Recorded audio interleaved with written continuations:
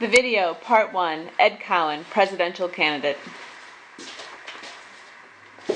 Hello, I'm Ed Cowan, a writer-thinker who has been published in Australia, Europe, and the United States.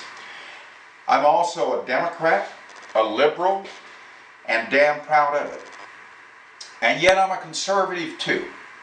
I want to conserve our environment, conserve the culture and the multicultural that is evolving continually thanks to the electronic word, and mostly to conserve our democracy and our way of life.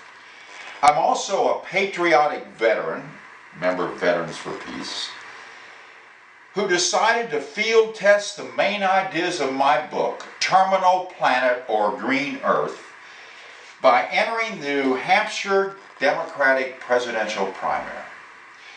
There were 14 candidates. I came in second to Barry from Chicago by only 48,000 votes. However, I spent only $680 to travel around the beautiful state of New Hampshire, meeting people, shaking hands, and asking them to read my speech. When I handed them the speech and the letter explaining why I was running, I asked them to please pass it on if they liked what they read. Bold new ideas and solutions for America's top problems, I told them. I only printed and passed out about 650 copies of my campaign speech, got zero New Hampshire media coverage, and spent only $680 mainly on gas, food, and copies, yet I received 946 votes. That gave me 1.4 votes per dollar spent, per speech passed out, and 1.39 votes per dollar spent. Governor Romney spent about $1,000 just to get 32 votes. And that does not include the millions spent by his PAC money. A fraction of 1% of all Democrats in New Hampshire were exposed to my ideas, yet I received 1.58% of the vote. Those voters exposed to my ideas in the Granite State seemed to like them.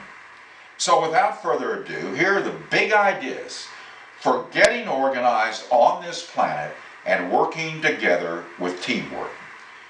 We began to get organized on Earth, my fellow citizens, by asking every head of state, every national politician in every nation, which means all members of Congresses, parliaments worldwide, this question, which I will address to our president. Of course, it's also addressed to you, Governor, since you're the top dog of the right-wing GOP. Do you agree, President Obama, that the top 5 problems of the planet are: number 1, the nuclear tipped arms race. Number 1, because it's the only problem that can destroy us, with ozone coming up quickly on the outside rail, and because by solving it we can save trillions of dollars.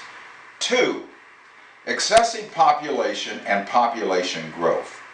3, the stagnant, self-cannibalizing, super wasteful, global, corporate market economy.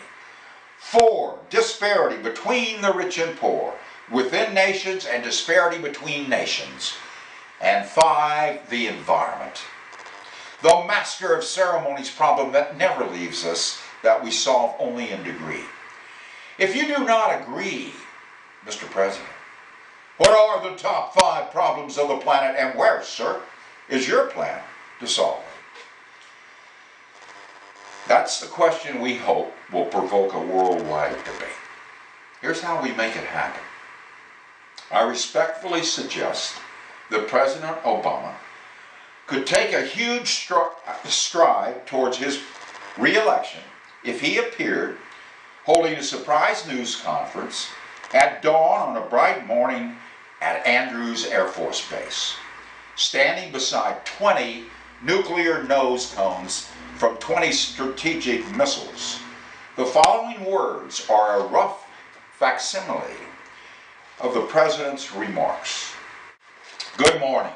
I have several points to make. As we welcome the sunrise of a new dawn, I would like to announce the truly dawn of a new era. These are nuclear nose cones taken from 20 of our strategic missiles. It is time to begin to eliminate the nuclear arsenals that threaten all higher life on the planet. So I asked the International Atomic Energy Agency, the IAEA, to immediately send inspectors to monitor and provide constant vigilance as we move these warheads into temporary repositories where they will store them until they can be completely dismantled, recycled, or disposed of properly.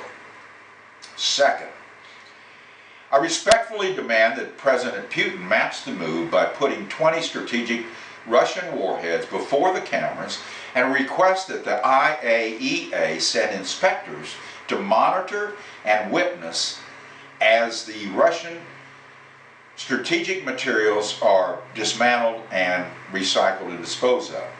This would be the first step in a process in which the U.S. and Russia would reduce our nuclear stockpiles so as to have no more than 20 nuclear weapons between the two nations, 10 in each, within 6 to 10 years. My third point, China needs to match the move of the superpowers with 4 nuclear warheads on the table and before the cameras. France must place 3 before the cameras. Great Britain and Israel must present 2 each, and India and Pakistan 1 each. All of these weapons in the 8 nuclear nations must be before both TV and internet cameras that will monitor the weaponry 24/7. This will continue with plenty of IAEA inspectors on location in all nations until we agree to a more organized process that reduces all nuclear arsenals.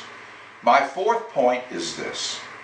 North Korea has 5 or 6 nuclear warheads. We know that. Iran wants to develop a nuclear arsenal very quickly. However, as soon as the 8 nuclear nations place their warheads before the cameras and begin to reduce with parity reductions as the guiding principle, the desired direction of humanity on nuclear weapons is down. Then no nation has the right or need to possess nuclear weapons. North Korea will have to dismantle their 5 or 6, and Iran must allow the IAEA inspectors to monitor their activities and to shut down their nuclear weapons program. Finally, I'm totally confident this is the right move to make, and I believe the entire non-nuclear world will loudly cheer and applaud. So the rest of the world, I say, let us hear from you. And the more you applaud, the more pressure you put on the other nuclear nations to match the move we have made here today. Thank you. Consider the reaction around the planet to President Obama's bold move and a positive reaction by the other nuclear powers. If the other 4 of the original Big 5 nuclear nations, Russia, China, UK, France, followed Obama's example, India, Pakistan, and Israel will have no choice but to follow. Imagine how much the non-nuclear nations, which number almost 200 and will applaud this sudden good news and loudly condemn any nuclear nation that does not comply. Okay.